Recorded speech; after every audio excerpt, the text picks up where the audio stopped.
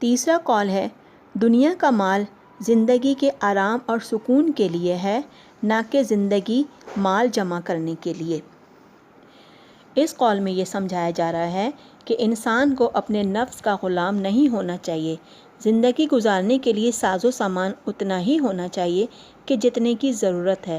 ایسا نہیں ہونا چاہیے کہ ہم آرام و آسائش اور سہولیات کے اتنے زیادہ عادی ہو جائیں کہ اپنے رب کو بھول جائیں اور ہر وقت بیجا روپیہ کمانے کی دوڑ میں مصروف ہو جائیں۔ اب چوتھا قول ہم دیکھ لیتے ہیں۔ چوتھا قول ہے نادان آدمی ڈھول کی مانند ہوتا ہے، اس کی آواز بلند ہوتی ہے مگر اندر سے خالی ہوتا ہے۔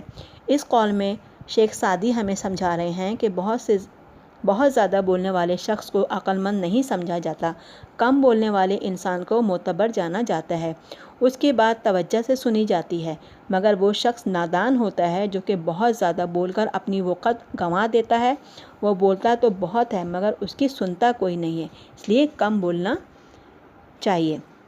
اب آ جاتے ہیں اپنے پانچویں قول کی طرف، جو کہ ہے جو شخص بچپن میں تمیز نہیں سیکھتا وہ بڑا ہو کر بھی نہیں سیکھتا۔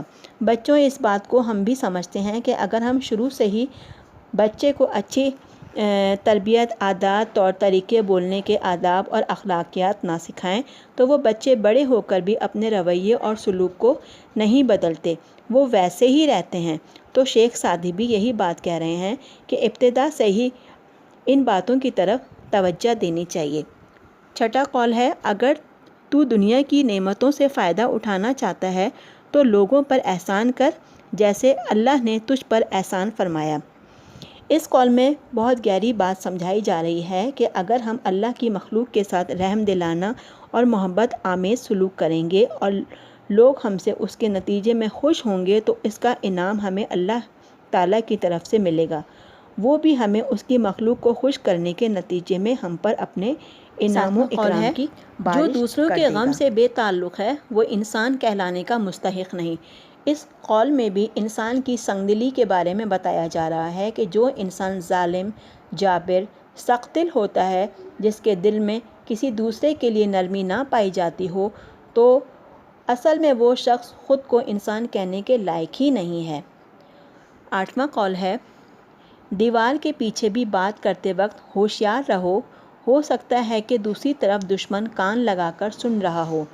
اس قول میں یہ بات سمجھائی جا رہی ہے کہ وہ باتیں جن کا چھپایا جانا ازحد ضروری ہو تو اس کو آپس میں بھی جب کرو تو اتنی احتیاط کے ساتھ کرنی چاہیے کہ دوسرا انسان جو کہ بظاہر انجان بنا بیٹھا ہوتا ہے وہ سن نہ لے۔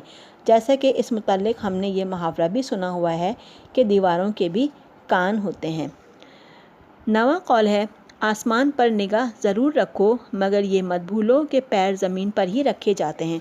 بچوں اس قول میں بھی بڑی گہری سوچ ہے۔ اس میں ہمیں بتا رہے ہیں کہ انسان کو کامیابی کی بڑی بڑی منازل ضرور طے کرنی چاہیے مگر کامیابی حاصل کرنے کے بعد غرور میں مبتلا نہیں ہونا چاہیے، کیونکہ غرور ذرہ برابر بھی اللہ کو پسند نہیں۔ ہمیں سوچنا چاہیے کہ جو ہمیں عروج دے سکتا ہے ہمارے غرور و تکبر پر ہمیں زوال بھی دے سکتا ہے۔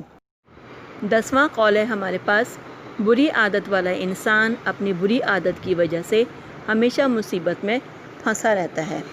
بچوں اس قول میں بتایا جا رہا ہے کہ جس انسان کے اندر خامیاں، کوتاہیاں، برائیاں، منافقت، بدعہدی، لفظ گفتگو جیسی بد عادتیں ہوتی ہیں وہ ہمیشہ ان چیزوں کی وجہ سے پریشانی میں مبتلا رہتے ہیں، ان کو روحانی سکون کبھی میسر نہیں آتا۔